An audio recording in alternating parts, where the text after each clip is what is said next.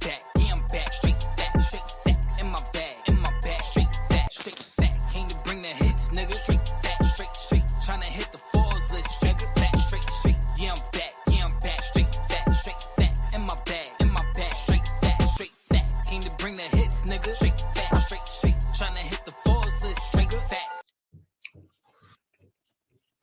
Oh man, and we're back with another episode. Flagrant Two, X and Lou. If you haven't done so already, please hit that like, share, subscribe, and the notification bell so you can be tuned into all of our newest episodes. Today we got little man Lathan joining us in the back. He's on punishment, so he has to read. Oh, that sounds like fun, actually. For me, it would be fun. I love to read. It's not fun for him. He don't want to read. You want to be on the game. Yeah, you like to read. Now you like. See, gotcha, got him. Here we go. Anyways, NBA playoffs, man. We are here. Yes, but a little late, but never late. A little late, but never. Hey, man, we here though. Better late than never. Yeah, better late. That's what I was trying to say. But yeah, man. Before we get into these teams, Maxey wins 6th Player of the Year. You cool with that? Yeah, Oh wait, I'm sorry. He won Most Improved Player. Most Improved, yeah. That's what I know what you meant. The 6th man. Are you cool with that over Malik Monk? Oh, come on. Honestly, Nas Reed was my pick. I know. So if you asking me if I'm cool with it, it's kind of a biased way to put it. But I'm going to sit here and say it was fair enough because at least the votes were close.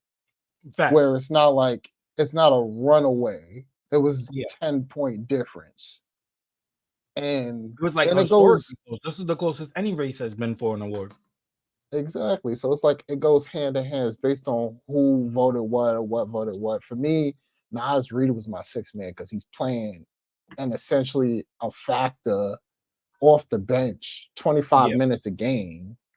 And he's giving you like starter production, where if he was anywhere else, he could sit there and possibly be a real starter on any team. He could be that cat. Literally what they have on the team, Cat. Yeah. He is literally that off the bench. Facts. And then some, a little bit more in his own way. Like they both bring what they bring, and it's a little bit different, but in his own way, he is fantastic. And I will say is that Malik Monk had every single stat for somebody coming off the bench. But he also was getting starter minutes. Wasn't like Nas Reed. Nas Reed is a true 6th man. Yeah. Malik Monk is like a pseudo starter. Yeah, he was in like the Ginobili role, honestly. Right. You're finishing games. You're damn near starting the game. You're just not. You're not starting the game. Like you're not on the starting roster. You're not on tip. Pause. You're not on the tip off. But you're finishing the game. I think he's averaging like what 27, 30 minutes a game. So I mean, I understand why Nas, because Nas is truly a 6th man. Malik he's a starter, bro. I mean, I like to think I think they're both fantastic players, especially off the bench. Fantastic players. They both could be anywhere. And I think it's just certain people who are destined and have the ability to be a true 6th man anywhere. Like Jordan Clarkson's, like they could play a fantastic role as a starter, but using him as a 6th man is truly more effective, like how Jamal Crawford was. Jamal Crawford, that's such a great talent that it's just like, if you get him out there for at least a quarter, you know what I mean? A quarter a minute, like 2 quarters worth of minutes, it changes the way y'all move and it creates different dynamic for the team. Yeah, I'm not just like the reason like Malik Monk's more in that mold of a true 6th man. When you think of 6th man, it's mostly guards. Yeah, you don't think of a big man as a big man coming out there, but to think about it as a center, a power forward center. That's a big man. Nas came out there and looked like one of those, like his ability to come off the bench was guard level as far as like scoring wise, production wise. It's not like he's having a ball in his hand, but he's making a factor in scoring those points and just being productive as a center. Yeah. But give you guard ass type numbers too as well. It's far than efficiency. Yeah, I'm not mad at that. How you feel about Maxey, most improved player? I mean, for me, honestly, I'm gonna keep it a stack with everybody. Kobe White was mine. And my factor, Kobe White was my most improved. Especially coming into the season, you expected Maxey to take a leap. Yeah. I think he took a bigger leap than he, you know what I mean? He took a bigger leap than we expected.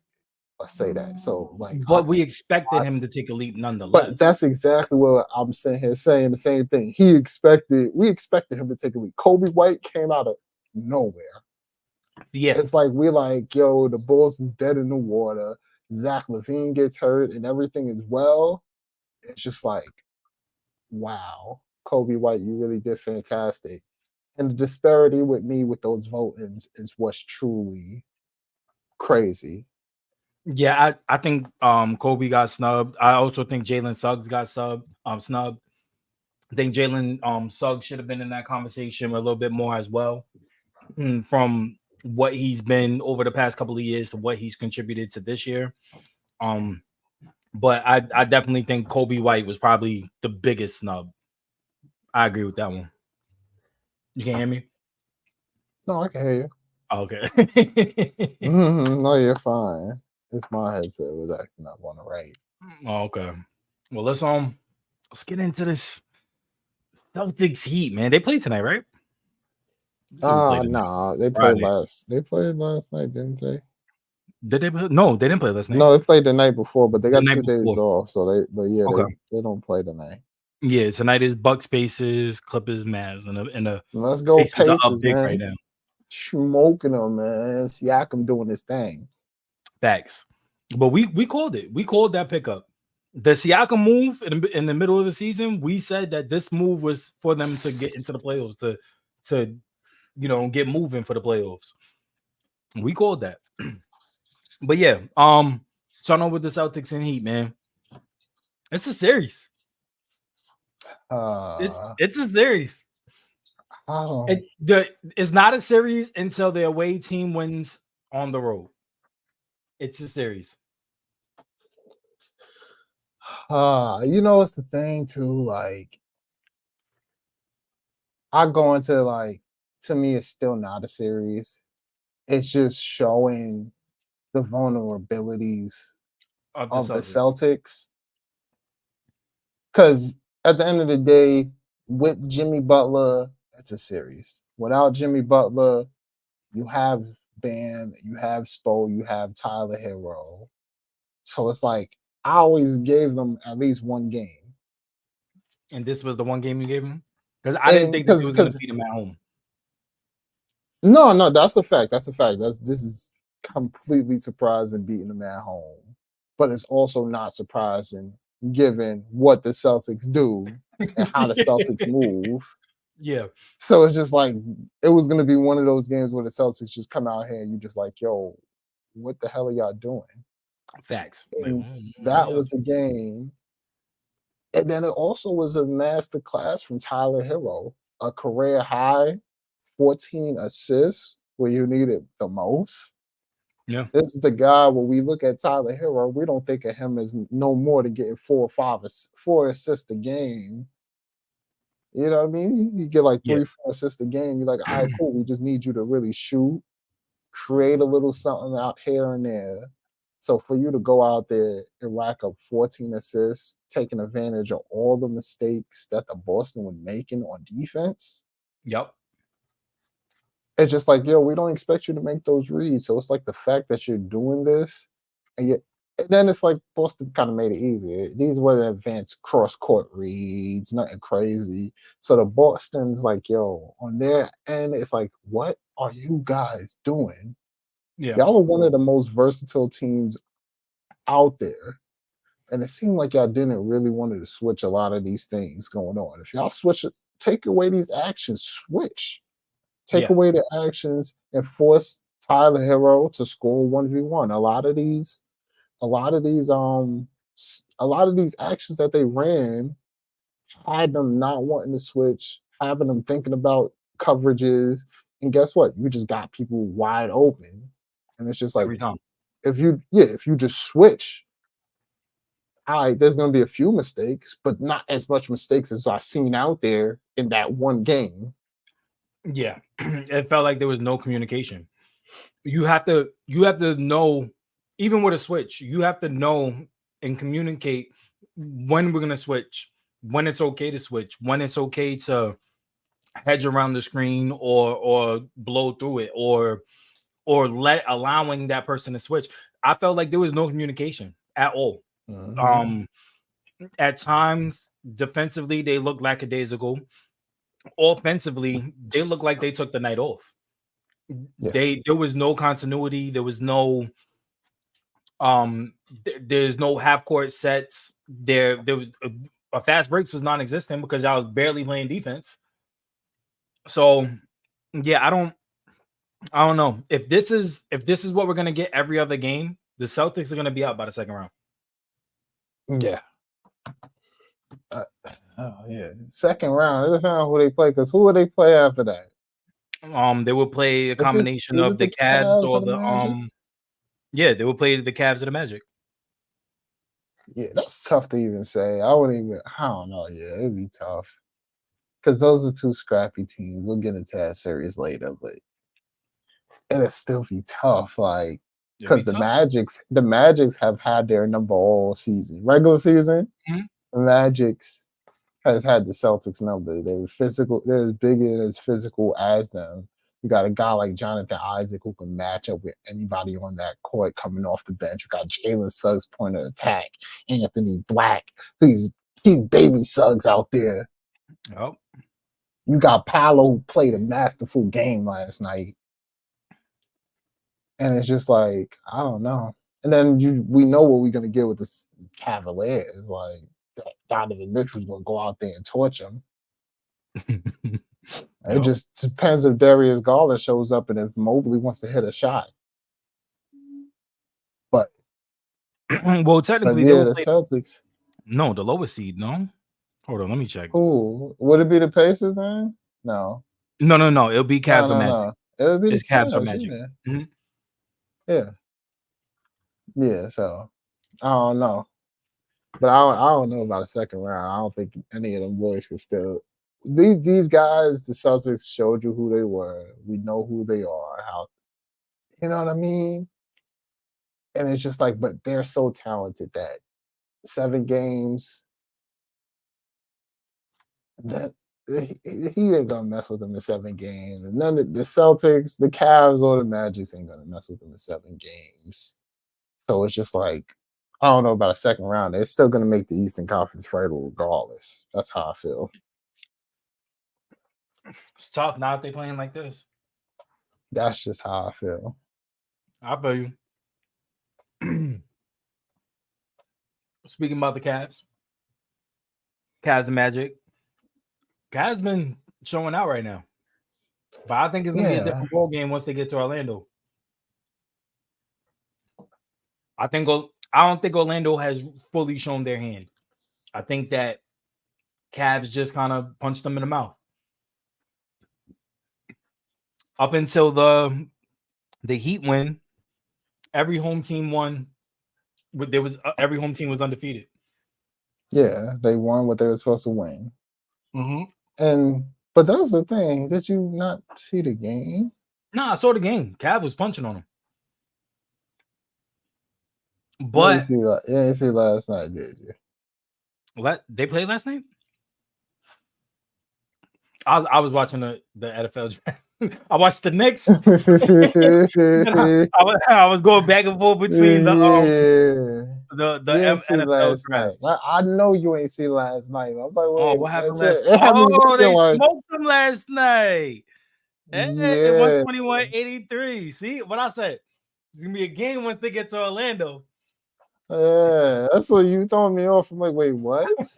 Yeah, That's why I was looking for a second. Like, yo, what are you talking I was about? bouncing back and forth between the Yeah, Knicks and they the got back. NFL Now I know draft. what you Yeah. mean.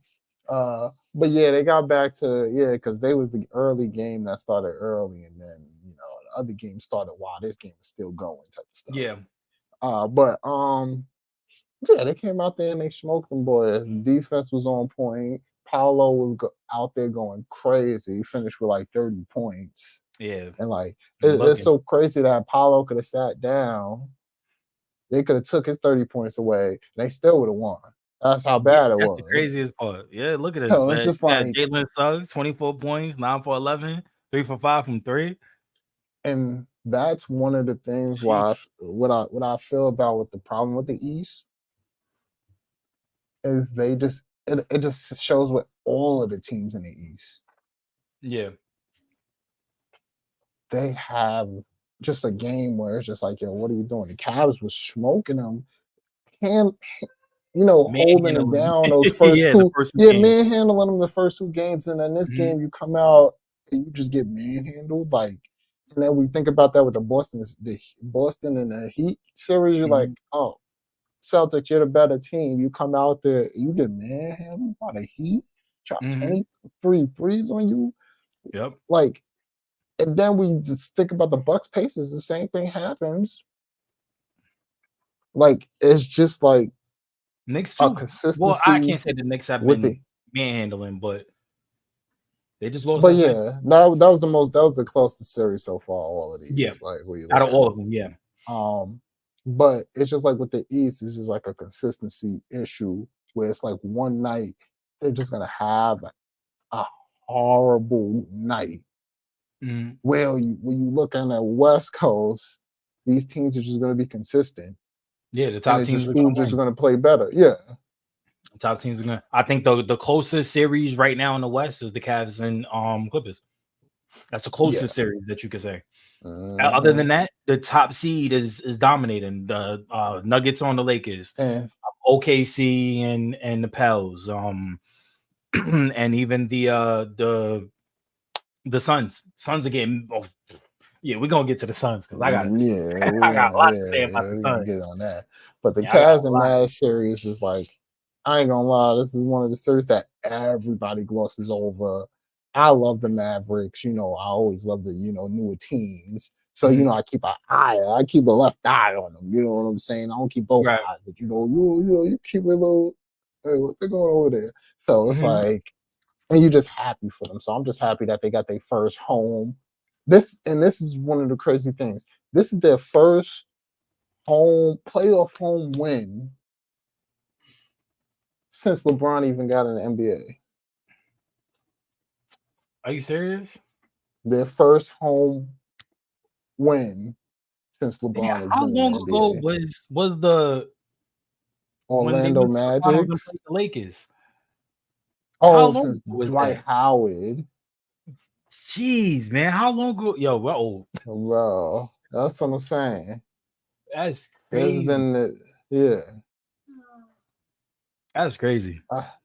But their home win, and I'm just like, damn, that's crazy from a home. But just a home win, they won. You know what I mean? Yeah. But I just seen somebody seen that stat. I was like, I believe it. That sounds plausible. Man, and it's just like it's been a long time. It's like 20 years. Yeah, it's been a long time. Yeah, because Dwight, when he first damn near came in the league. Yeah. That's crazy. Bucks Pacers. Well, they're playing currently. Series is tied 1-1. Dame had made a comment to Halliburton about the Dame time. Oh, the Dame time Sally.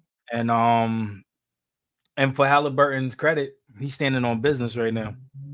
Yeah. He's standing on business. 39-26 currently. They're in the second quarter. And yeah. Oh, they're starting Portis and while Giannis is injured. Yeah. Of course, Portis is like the next up to Giannis.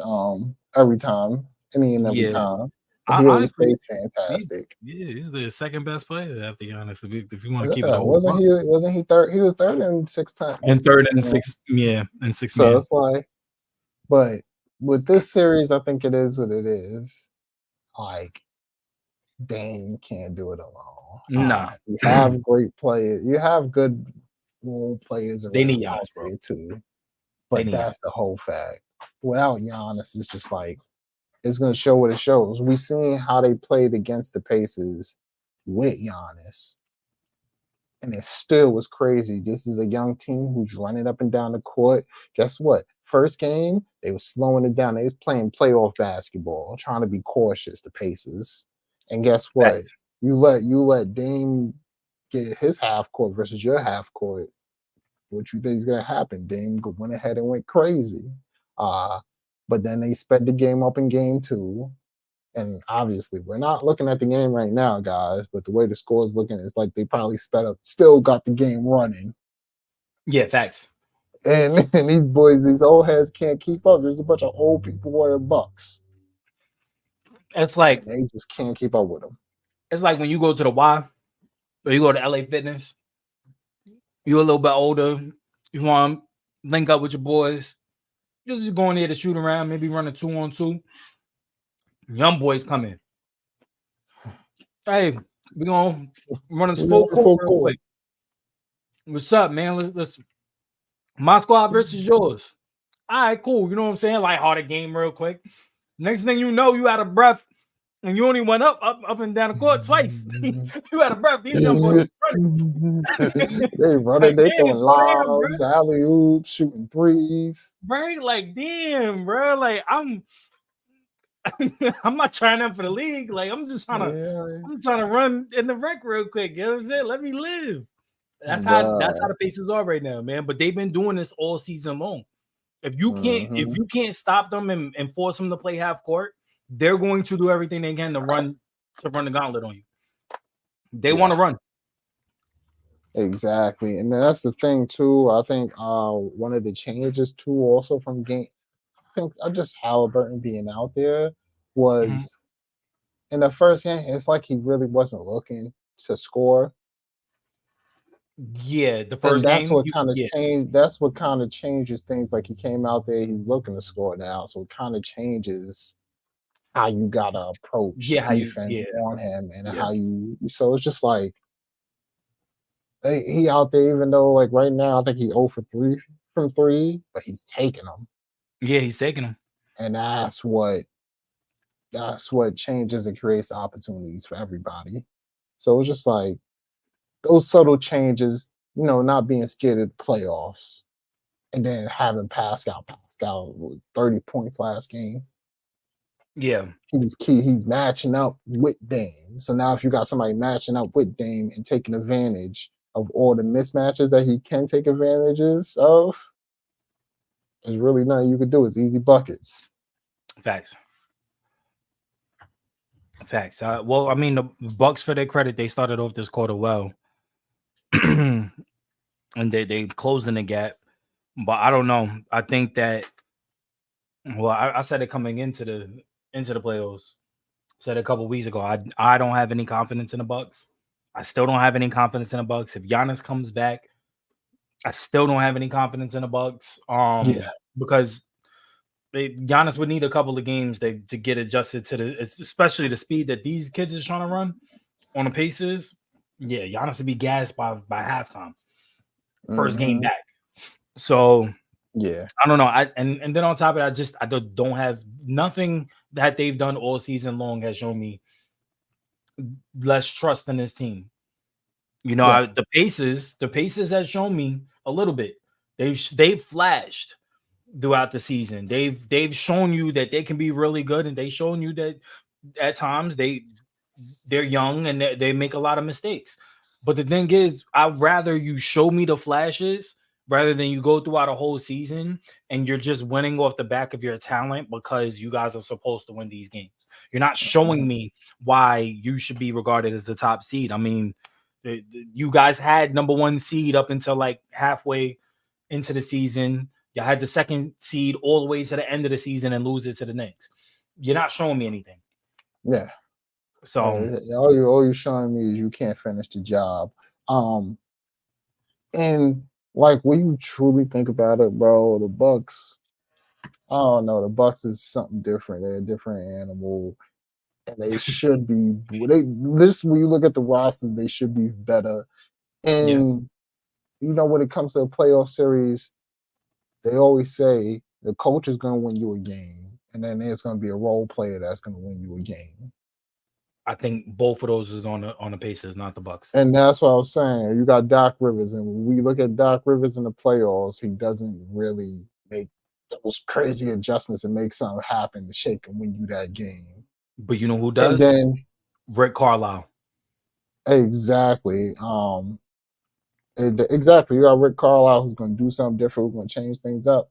It's just like, come on, bro. I just don't think the Bucks have what it takes to even win a championship. So, like, even if y'all mess around and figure out a way to beat the Pacers, I agree. Which is like we sitting here talking about that right now. That y'all got to figure out a way to beat the Pacers. Yeah. Instead of us going there with confidence that you're going to beat the Pacers is saying enough. No, I totally agree. I think that if the Bucks get to the next round, they better hope that the Sixers beat the Knicks. The Knicks have had the Bucks number all season long, and you don't know when Giannis is coming back. At least Portis is gonna make Embiid's life a little bit more hard. You know what I'm saying? He's gonna play defense. He's gonna force Embiid to take the bad shots. But yeah, I don't know. I don't see, like you said, I don't see the Bucks doing anything. They're not going to win a championship this year. And if they don't change certain things that they're running, certain personnel that they have, they might not get back to the championship. No. But at least not while Giannis is there. Especially when we think about the West, you got to think about the West. The same record that the Warriors have last year, I think this year would have them as 10th in the West. So that means the West is only getting stronger. So even if you do make it to the East, make it to the championships, you're facing a tough West. Yeah. Who they've been fighting teeth and nail all year. All year long, yep. So the East, y'all are like, it just goes back into the older times where it's just like the East is all, they jello compared to the West. Yeah. And it's just sad to say. Knicks Sixers. How you let Embiid drop 50, bro? I ain't gonna lie. You let a guy. I'm sorry to put this down. He got Bell's palsy. He's on one leg. Bell's palsy, one leg, and you're gonna let him drop 50. 50. He dropped a 50 burger, bro. That guy can't even blink. Well, let me address my Knicks fans. For my Knicks fans out there that's saying that Embiid did a dirty thing and he should have been thrown out, should have been a flagrant 2. Now, as our show is named after, Flagrant 2, let me break down what a Flagrant 2 is. A Flagrant 2 is an excessive, over-the-top play that's not deemed a basketball play. He got a Flagrant 1, which was the right assessment. He was trying to make a basketball play. He was trying to stop Mitchell from scoring. He just did it in a very excessive way, hence the Flagrant 1. Now, had Mitchell all the way went up and he was trying to pull him down, like if Mitch tried to dunk it and like tried to, and he's already in the air, I can understand where that is. Now that's a Flagrant 2. That was a correct call. It was a Flagrant 1. Yeah. Now, he should have got hit with another tech when he did the flop. I thought we was cutting down on flops. That he did flop. He should have got a tech for that. That should have thrown him out the game. But I digress. At the end of the day, we're talking about this one specific play that I've been seeing all over. But with my Knicks fans, we cannot complain about calls when we've gotten calls too. It's just the the state of the game. We got a very favorable call at the end of game 2. We ended up winning the game. That call that we got, that lack thereof that you guys wanted, that wasn't the reason why we lost the game yesterday. The reason why we lost the game yesterday is because Embiid found his footing and just started hitting shots. He was jacking threes, and nobody was stepping out to contest him. And then when they started stepping out to contest him, it doesn't matter. He's already in rhythm. He's knocking them down. Yeah. He was like, I think at one point it was like 7 for 11 from 3 or something like that. Yeah, but 5 for 7 from 3.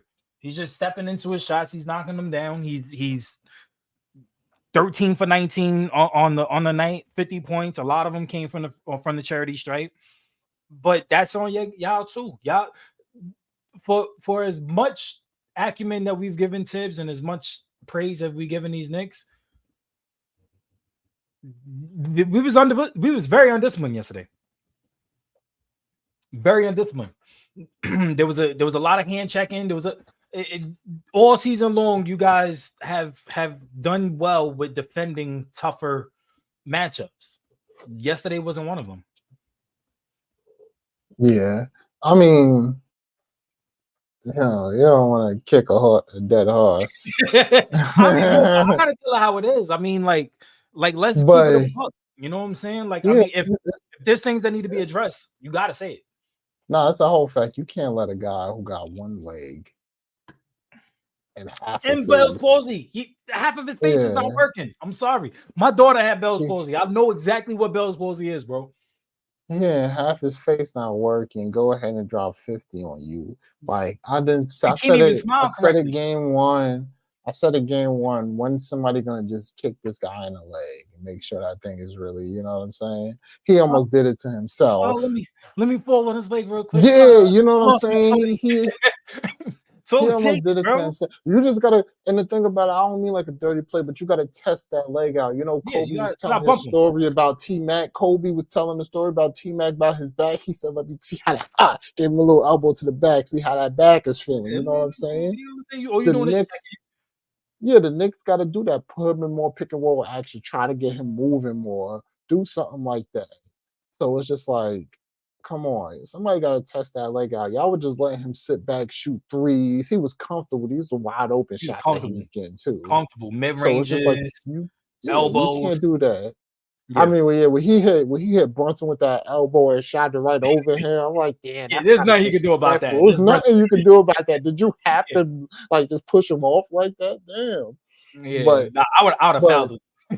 Yeah, I would have grabbed that arm. He pushed me back and grabbed it. Like you coming with me. So but it's just like, even though I think that game leaves a bad taste that you let a guy like Embiid's supposed to drop 50, but a healthy Embiid's supposed to drop 50. Not a hobbled one. You shouldn't allow that. But we're gonna sit here and be on a positive note about with the Knicks. Is that we had a Jalen Brunson sighting. Finally. Where he finally showed up, had damn near, finally, damn near 40 and 13 assists. But then the rest of the team ain't showed. This is the first game DiVincenzo didn't show up.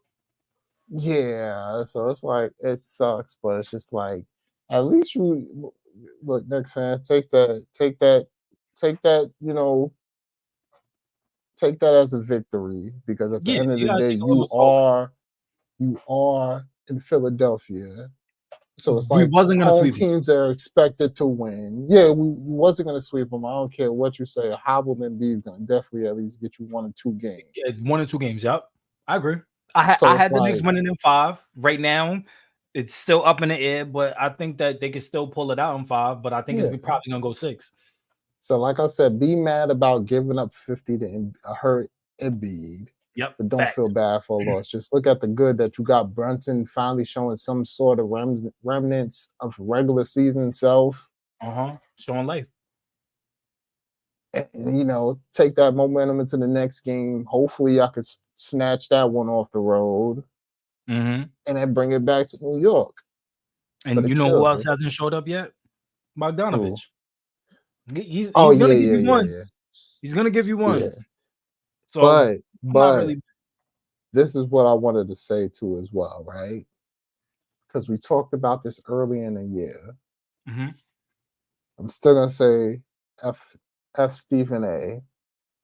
Just because, right? Just because we all feel like he's a fake New York fan. Mm-hmm. And y'all can feel that way about Fake. me too, because I was there for a while. I kind of jumped off, but I always You a show Warriors, love man. to the You Warriors. Knicks. I always show love to the Knicks. You know what I mean? Nah, you When did. the Knicks You do did. You good, always that's show love. those my boys still. Even though you make fun of me, Deep down, being a Knicks fan. deep down in my heart, the Knicks is still love. Yeah, facts. Because we went through this early in the season when Stephen A. was talking about Hartenstein. Well, don't be talking about and we was like, don't be, you know what I mean? We jumped on that. I was like, yo, why are you talking about Hartenstein? Like Hartenstein ain't been playing good for us. He's been playing good for the Knicks. He has. And then he goes out that game 2. He you know what I mean? He plays pivotal. He gets a pivotal stop, a block on Maxey, one of the fastest dudes in the A. And he gets a block on him to help secure that win. And then not to mention the offensive board right before that. Yep. So I just want to give a big middle finger to Stephen A. Because you're a fake New York fan, because you violated Hartenstein during the regular season. And now I know you at home like, yeah, Hartenstein there, Hartenstein there. Right, I know it. Right. I know it. So I just wanted to give a shout out to Hartenstein. You know what I mean? If nobody else did, he's in New York. He's kind of like a Nas Reed. Yeah. Because we love him. You know what I'm saying? We love him. Yeah. We ain't saying Hartenstein for president. Yeah. But you know what I mean? He's behind the Villanova boys and stuff. Where you're like, yo, we love him. We like him more than Randall. Let's keep it a stack. I like him more than Randall. Just because he falls in line as far as the team goes. Don't let me get started already. You know what I'm saying? We're gonna say that, but I just wanted to give before we move on. I wanted to give a shout out to. I got you. I appreciate that. I appreciate the love, man. Yeah, give shout out to my 5% black guy. You know what I mean? Do we even got to talk about the West? Like, I feel like none of these games really matter except the Clippers and the Mavs. Thunder and the Pels. The Pels are not showing up. Zion's injured again. BI is doing his best to keep everything afloat, but it's just BI out there. And the Thunder are showing why right now they're the number 1 seed. Seriously. I think it's the thing. I get it, Thunder. I love the Thunder. You know what I mean? But just that first game was bad, and just because it was close. But it shows a second game. It showed, but that's what I'm getting to. It shows a chink in their armor, a bit of a chink. That if these 3-pointers are not falling, because that's the reason that first game was close. So 3-pointers was not falling, so it was allowed to pack the paint a little bit more. So Shea couldn't truly get off, but he got his shots off when it mattered the most. Yep, showing some clutch player stuff going on out there. And it's just like all the things that we said during the season that they're kind of small. Valanciunas was bullying Chet. All the things that we talked about early is what's going on. Yeah. It just shows that the Thunder, no matter how much we love them, they could get past this team, get to the next team, get past them. It's just they're going to go against a team that's just too big and too strong. Yeah. And the Nuggets for them to truly keep up with. Or even the Timberwolves. Exactly. Yeah. It's just going to be a team that's too big and too strong. So it's just I definitely agree. You love to see Chet and Sha both combined for 50 plus. So I mean, you love to see that. Yeah, especially Chet. Especially Chet, because Chet had a quarter where he had like 15 points in one quarter. That's his second playoff game, and you're showing that. Oh, this guy's going to be phenomenal. Let's just say it. And then you like to see them make the adjustments. You see what was going wrong in the first game. You make the adjustments going into game 2. This is what playoff basketball is. It's 7 games. You have 7 games to figure it out. If you could figure it out in the first game, you're good. You're good for the rest of this series. Yeah. Because then you got to go into the next series and figure it out for the next 7 games. So for them to figure out what was going wrong, make the adjustments, come into game 2 and completely dominate, that shows you their commitment and their willingness to, one, learn, and two, to be better, to get better, to understand that we're young. Nobody's really counting on us to get far. They're counting on us to get, to see the Nuggets, but they're not counting on us to get past the Nuggets. Let's do what we have to do to show that we can be in that conversation. And I think that game 2 kind of solidified that for me. I still think I'm still along the lines with you that they're still too little for the Timberwolves and for the Denver Nuggets because of obviously the size at the positions that these other two teams have. And then on top of that, the coaching. You have a competent and very, very well high IQ coach in Mike in Denver, and then in Minnesota, you just got a scrappy defensive team. Like it's going to be tough. It's going to be tough for OKC to get past either of those two teams. Yeah. But OKC is putting themselves in position to do it. Yeah, one of the adjustments I was sitting here looking at, I was really thinking, I was like, yo, if they just really need more size then. Yeah. And I was thinking like they just need to have Jalen Williams, the other J Will, not J Dub. J Will, yeah, J Will. Yeah, him play a little bit more minutes. It's not even just the fact of you could play him a little more minutes over Josh Giddey simply because Josh Giddey is going to give you the same as far as like 3-point percentage. It's just he's a little bigger body, gives you more, more rebounding possibilities, and they have y'all push the pace because Jalen Williams could still shoot the ball and everything. So No, I agree. That was my adjustment. I was thinking, and like they ain't going to do it, but who knows when they'll pull that out sometime during the playoffs. Well, I mean, J Will did get more minutes this game. He had 17 minutes. He did take 1 3 and missed. He had a rebound and an assist. And he was -8 on the field. So I mean, and plus minus. So that could be a reason why he's not seeing too much. But I think he's a quality big that can come in and give you minutes, but it's gonna have to be in spurts. You're gonna have to insert him at the right time. Yeah, but that's what I mean. Just like to have a body out there to, like, I know they space it, but just to have a body out there to rebound and deal with a bigger body later on when it comes to these series where you have to deal with bigger players. Like if you go against the Nuggets, who's going to guard Aaron Gordon? Or even Michael PJ. Yeah. Exactly. Who's going to be in a space to handle all of that? No, I agree. So it's just like, you know what I mean? Y'all got to figure that one out. I'm like, I understand. Hey, last game, him giving you nothing, really, like when you look at it, but it's just like they was manhandling the Pelicans, so you don't really you don't really need it. Yeah, you didn't need it. You know what I'm saying? Yeah, I agree. Moving to Cavs and Mavs. This is the series. I think this is my most exciting. This is what I really want to see. The Cavs and the Mavs. I think that they're two teams that match up very well against each other. They've throughout the years they've been going back and forth between wins and losses and stuff like that against each other, and both of these teams are fully healthy right now, aside from Kawhi having a little hiccup. But and I think that they're unleashing Russ a little bit more. Ty Lue is letting Russ be Russ, and I think that if Russ is if there's any X factor in this series, it's Russ. But I say X factor only because it could go both ways. Russ could be really good for you, or really bad, or really bad.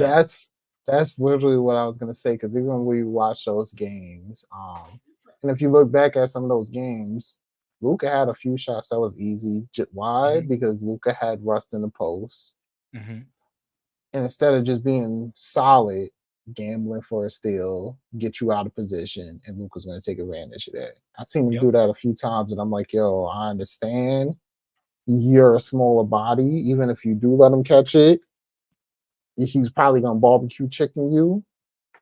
But you have such a mobile and athletic team and such a versatile team where those rotations could come if they send a double team. Those rotations could come. And I trust in those other people around you to move, make plays defensively off the ball.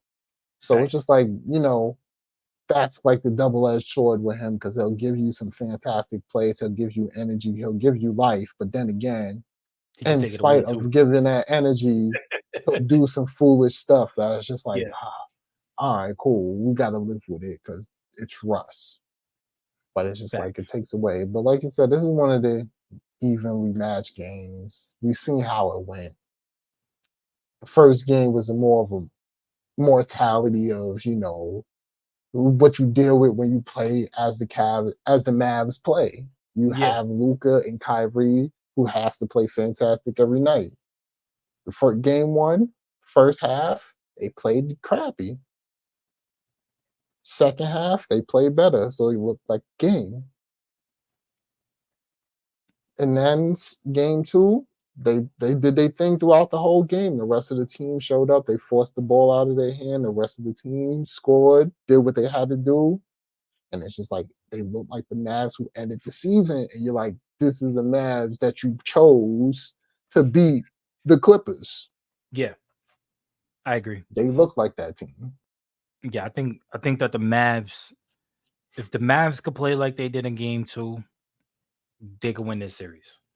But if you're gonna get more of game one, if you're gonna continue to rely on Kyrie, and because you could rely on them, those are your two best players in your team. You can rely on them. You're supposed to rely on them, but you have to show up behind them. Yeah. If they're playing poorly in one quarter, you have to be playing your best ball in that same quarter. So that way, if you're playing bad in the other quarter and they're playing fantastic, it's definitely going to balance out because they're going to make the shots that you wasn't going to get anyway.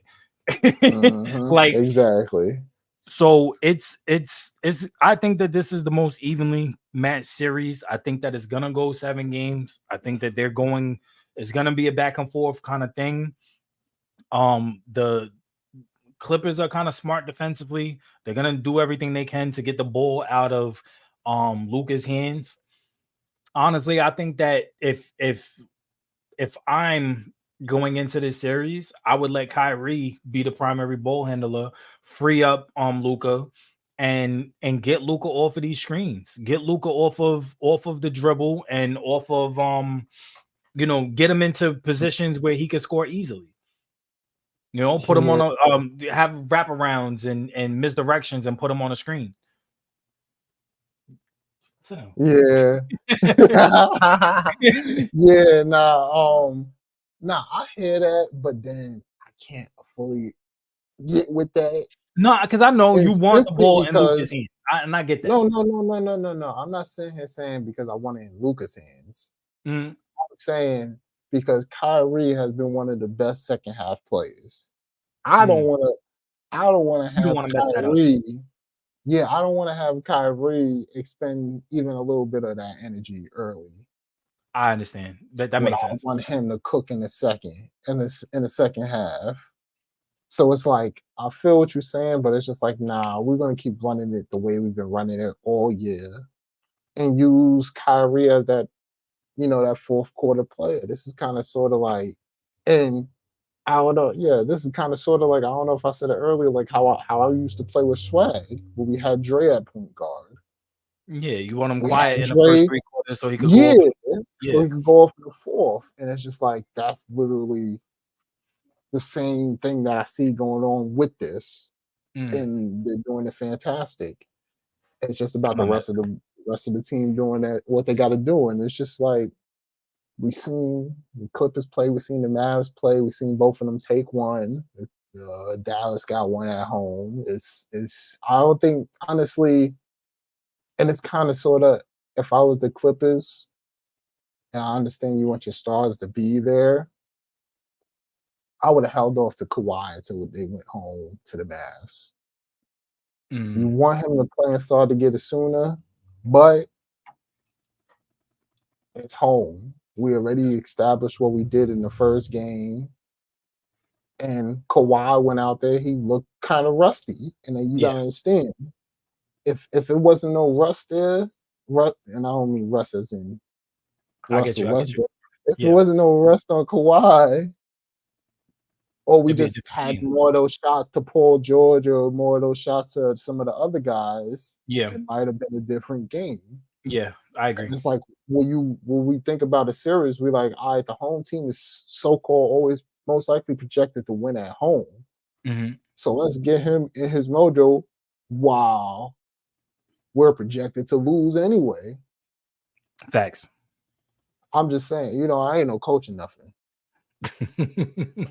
But I'm just saying, that's how I'm moving. And if we lost with him on the bench, it'd be like, damn, all right, there, that gotta maybe backfire, but we lost with him in there. So it's just my thought process, how I would have went about it. I'm not mad at that. Yeah, this is not even a series. This is not even a series. This is KD. This is not a series. Beal, Devin Booker on the same team. How is this not a series? You have a team that was abusing Milwaukee throughout the whole regular season. This is not a series, bro. How? Explain to me. Come on, go ahead. Let's hit it. How is this not a series? Did you see the first two games? This is not a series, bro. I don't even know if they're there. KD was playing. He was on the court. Book was on the court. It don't matter. They got Jaden McDaniels. Jaden McDaniels is locking everything up. They got KD, but we got Jaden McDaniels. JD is locking everything up, bro. I haven't seen a defensive player at the wing the way that I've seen McDaniels, bro. I haven't. Yeah. He's tenacious but smart. He's aggressive but not overly, and he does all of this without being in foul trouble. It's crazy. Yeah. It's crazy, and he makes life difficult, bro. Difficult. Yeah, and it's the thing too, right?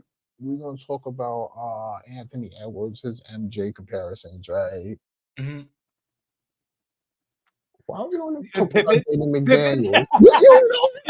On the defensive side, it's like, what? Magic's out there. Jordan, he kind of been, Pip, go out there and get him. Yeah. You know what, Ant? I need you to guard 94 feet too. They both, Jaden McDaniels and Ant was guarding people from inbound to, half court. Like they was 94 feet. And it's just like, these are one of them is your absolute star. The next one is an important role for you defensively. So it's like we expected, but it's just like, come on. And then the one thing about Anthony Edwards is like, this is what changes the game about him. The fact that game one, he can go off for like 30 points. The next game, he don't play as great offensively. But he locks in. He's tenacious on defense. Like, and it's just like, damn, what do we have to do?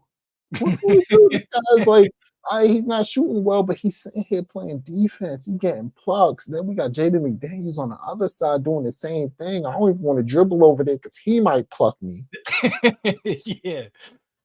Yeah. What do you want me to do? I can't even go to the basket. If I run to the basket, it's Rudy there. Yeah, but it's tough, man. It's tough as Minnesota right now, man. It's like, it's crazy because you forcing the only shot that's truly available for Phoenix is the shot that they want to get a healthy diet is on the mid-range. But these guys are still even getting there and contesting these mid-ranges, and they're making them work so hard that when they do get to these mid-ranges, these boys are tired. This ain't the same shot that it is when you're playing against some other teams. Yeah. You got to think about it too, because it's like Rudy's fantastic in his area denial when he's in drop coverage. So it's like he can still get to this mid-range shot. But if I do pass the shot off, pass this ball to the big man, he could turn around and still contest that. So his spatial awareness is fantastic when it comes to drop coverage. And then I got Jaden McDaniels and Anthony Edwards out here. And your X Factor is getting his win. And yet your X Factor, Cat, getting his win underneath his finally back. That's the only, and that's what I'm saying. Between these two games, the only one thing I have a problem with coaching out there is the fact that he trusted Cat too long out there. Yeah. He had 2 fouls, and it's like, throughout his whole entire career, Cat is gonna get a stupid foul. And guess what he did? He went and got a stupid foul and got up number 3. Now you ain't got him for a whole second quarter. Yep. So it's like, take him out next time, bro. Ain't nobody trusting Cat. No disrespect. We don't trust you. To not do something stupid. As soon as he got the first foul, it took him out. Sit second foul, you definitely gone, bro. What are you doing? Facts, bro. Like, if you go get a dumb foul, get it in the second half when you only got one. Exactly. But nah, I agree, man. This, like I said, this is not a series. And it's crazy because the Suns gave up so much capital, and we said it at the beginning of the season that they don't have enough. They don't have enough. They don't have a rah-rah guy. They don't have enough role players. You have 3 good players, and that's it. That's it. And you're going to live and die off of those 3 players. And it's bad, right? When Grayson Allen goes down. And no disrespect to Grayson Allen. I think he's a good player. But when he goes down, you're like, damn, they lost a piece. Because their depth is so small that Grayson Allen being hurt is a major situation. Because you don't have enough period out there to afford for him to be hurt. So it's like, hey, this right here could be one of the worst blunders in Phoenix Suns history as far as turning one situation. You went from the bubble to a hopeful team to in trouble. Are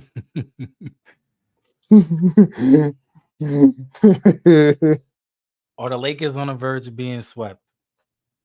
Yes. Look, hold on. Oh, I just took the broom. I just took the broom out the room.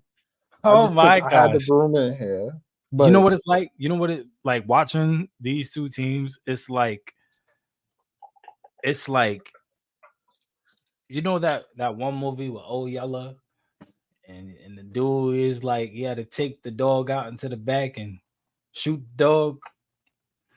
It's Lakers, man. It's Lakers. It's like LeBron looking to the sunset.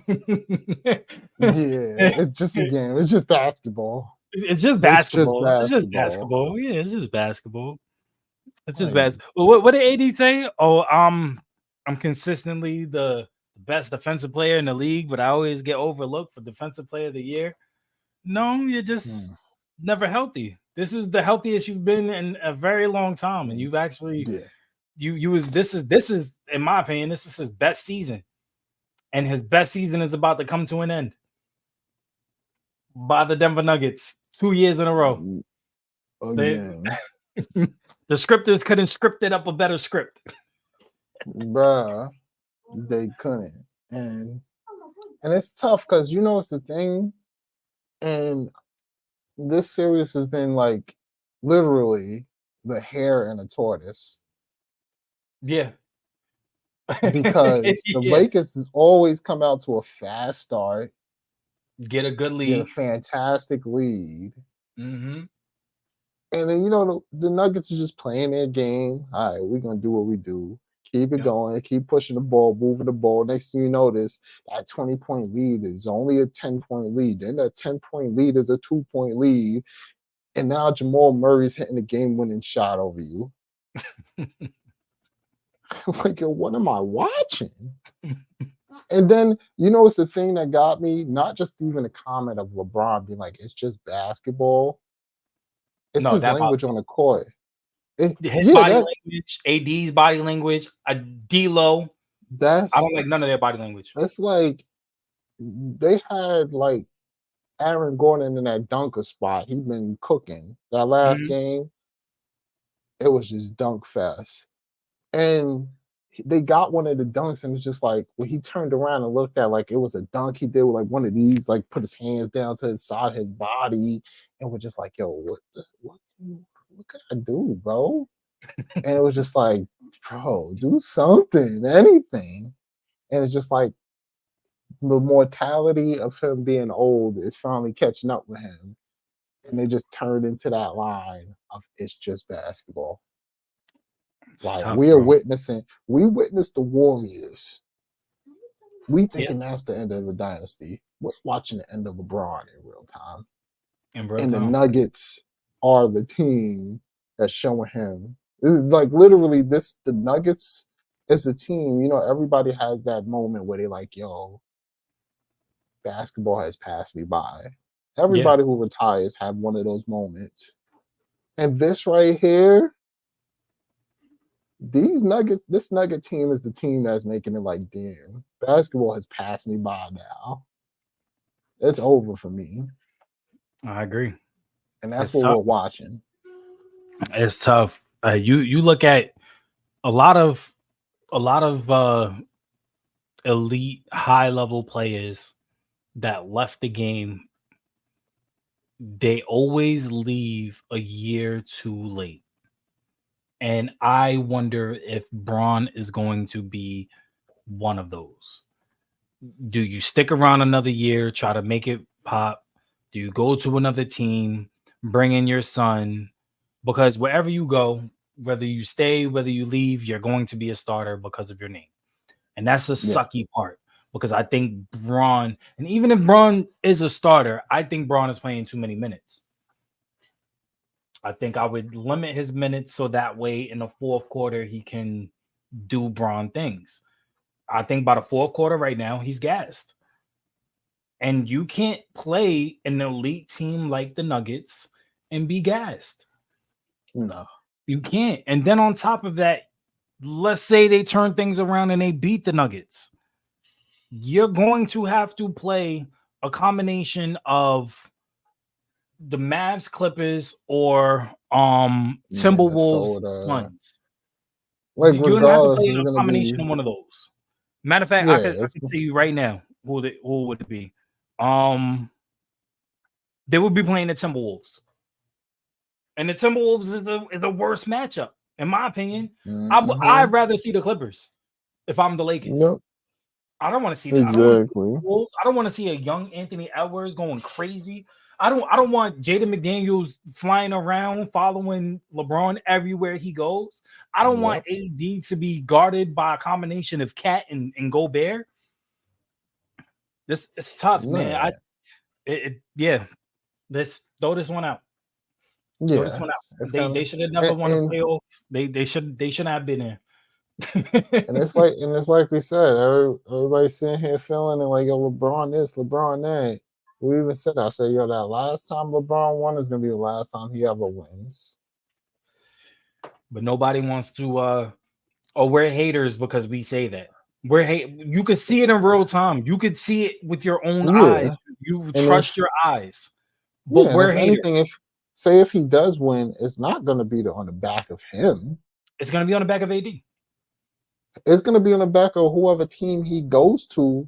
And if the Sun is there and it happens to be a good team. That too. If I can see LeBron going to Milwaukee right now. Yeah, if a good team picks up his son in the second round. Yep.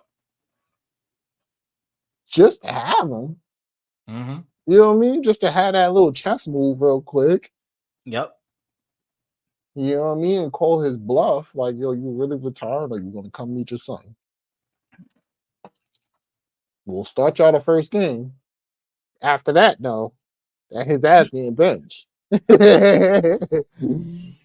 So, yeah, I don't know. Stick a poke in him. He's done. Yeah, and it's like the Nuggets is the team that did it to him. It sucks. It sucks that this is the way, because everybody wants to talk about legacy and everything. Like, yeah, Jordan had his moments. You know, Kobe had his moments. But I can't remember them going. Oh, I mean, Jordan, he kind of went out sad because he came back and he went to the Wizards. But Kobe ain't go out sad. Like, that's my GOAT. He ain't go out sad, you know. And he's retiring on a winning finals record. Like, this is it's tough, man. It's really tough. I as the greatness of LeBron is like literally like this is tainting. This is very tainting. It may not be to LeBron stands, to all of the La fans, whatever they like to call themselves, but this is to people that love basketball, that know the history, that follow it, that's been following it, that watches it, that scouts, that looks at the NCAA for the new players that's coming in, that watches the G League games. This is tainting on his legacy, and I don't care what anybody says. You can't say to me that he's the greatest player in the world, or he's the greatest basketball player ever to exist, but you have a resume like this. Yeah. Because if you're the greatest, then you should win more than you lose. And there's no being bounced out of the first round 2 years in a row. Oh, he's old. Okay. And he's still playing at an elite level. He still believes in his team. This is the roster he constructed. You shouldn't even be in the play-in. You shouldn't even be in this position to get bounced out in the first round again. Yeah. So, I don't know, man. I'm done with my TED Talks for the day. I'm sorry, LeBron. I don't hate him. I really don't hate LeBron. I hate what he's doing to his own legacy. Yeah. But I mean, that's the fall from grace. Take us out of here, bro. I'm sorry, my allergies is killing me right now, man. But y'all already know the vibes, man. Like, share, sub, and all the above. Your boys is signing out. He calling y'all the fans. We already know the vibes, man. It's bronze sexuals. We got a new set. The Shea Sexuals is out there too. He the real MVP and all of that. Yeah. Like that. You know what I mean? Like, I'm just showing some love, but you already know the vibe, man. We out of here. See y'all next week. I forgot about Brown Sex. I'm not gonna lie to you. I did.